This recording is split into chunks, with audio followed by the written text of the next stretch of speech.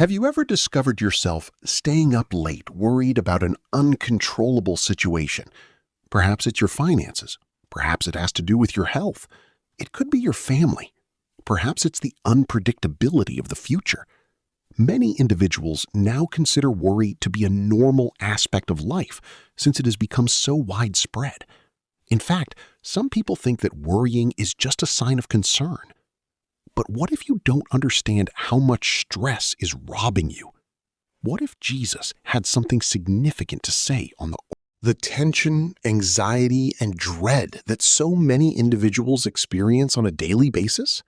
In actuality, Jesus talked about concern more than most Christians realize. Furthermore, his remarks have the same impact now as they did 2,000 years ago. Because Jesus provides an alternative way to live, a life characterized by peace, faith, and confidence in God, while the world encourages us to expect tension. Today, we'll examine 5 profound statements made by Jesus regarding worry that most people overlook. Additionally, at the conclusion, After watching this video, you might have a completely different perspective on your issues. Now, let's get started. First, don't stress about tomorrow. Matthew has one of the most well-known statements made by Jesus regarding worry. He replied, "Therefore, do not worry about tomorrow, for tomorrow will worry about itself." That may seem straightforward at first, but it's actually one of the hardest lessons Jesus ever imparted. Why? Due to the fact that most people spend a significant portion of their lives preoccupied by hypothetical events. Next week, next month, and next year are our concerns. We envision the worst-case situations. We imagine issues that might never materialize. Jesus was aware of something that we frequently overlook. God is in charge of tomorrow, not us. We frequently overlook the blessings God has placed in front of us today while we are preoccupied with tomorrow. Anxiety pulls us out of the current time. It robs us of our tranquility. It robs us of our appreciation. Additionally, it robs us of our faith in God. Jesus wasn't advocating against planning. He wasn't saying that we shouldn't take responsibility.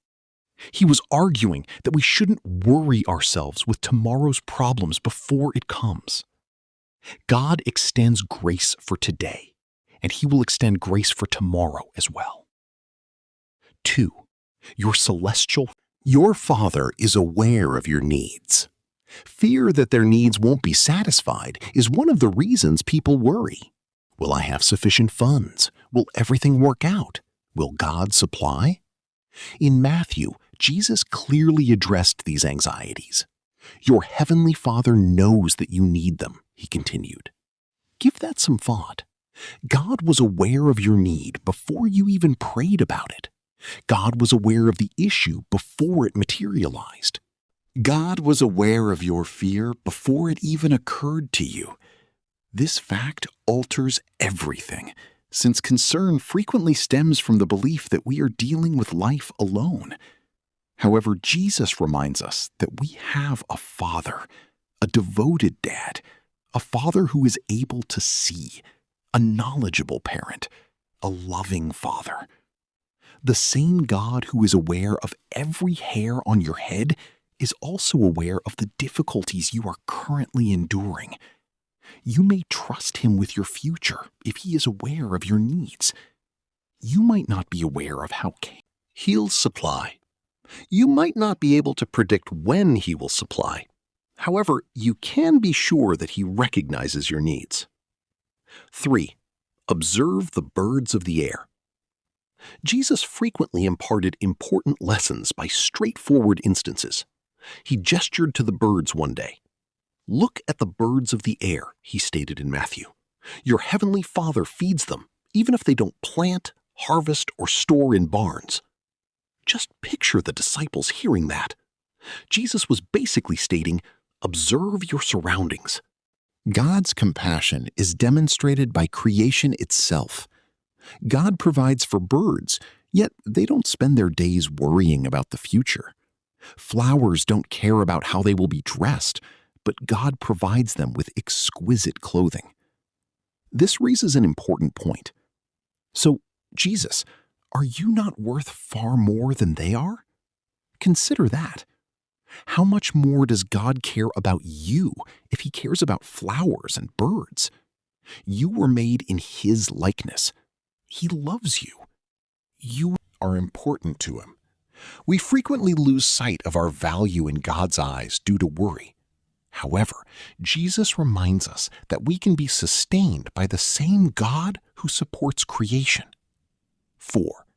Is it possible for concern to prolong your life by 1 hour? One of the most useful questions in the Bible was posed by Jesus. Can any one of you, by worrying, add a single hour to your life? He said in Matthew 6:27. Naturally, the answer is no. Anxiety feels Productive, but not. It uses energy, yet doesn't address issues.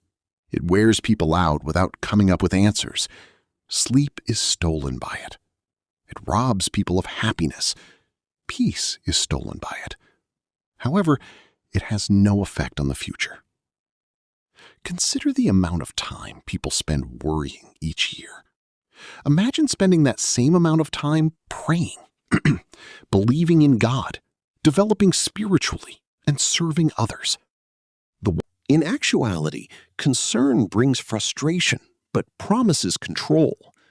Contrarily, faith puts authority in God's hands, where it belongs. Jesus wasn't being severe. He was assisting us in seeing the pointlessness of worry, because we are free to entrust our troubles to God once we realize that worrying won't solve them. 5. Look foremost for God's kingdom.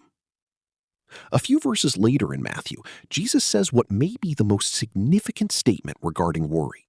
6:33, he replied, "But seek first his kingdom and his righteousness, and all these things will be given to you as well."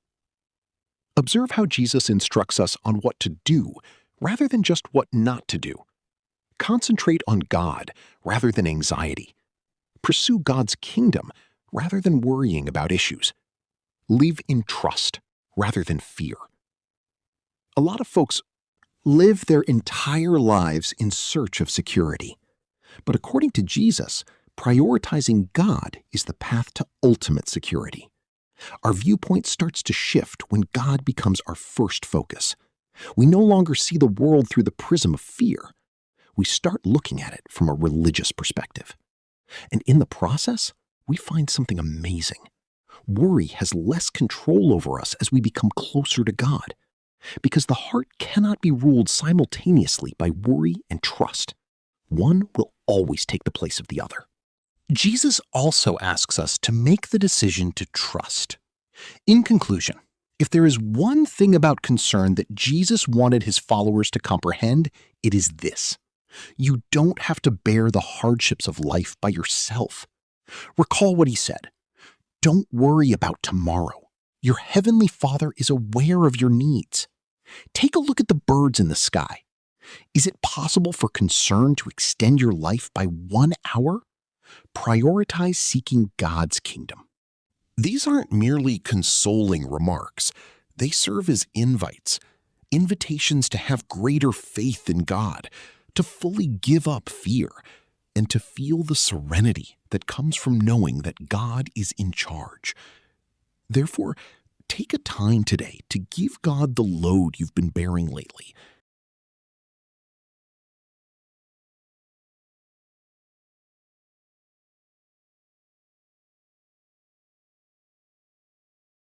Is more than able to support you in whatever happens next. If this message inspired you, don't forget to subscribe for more weekly faith-building content.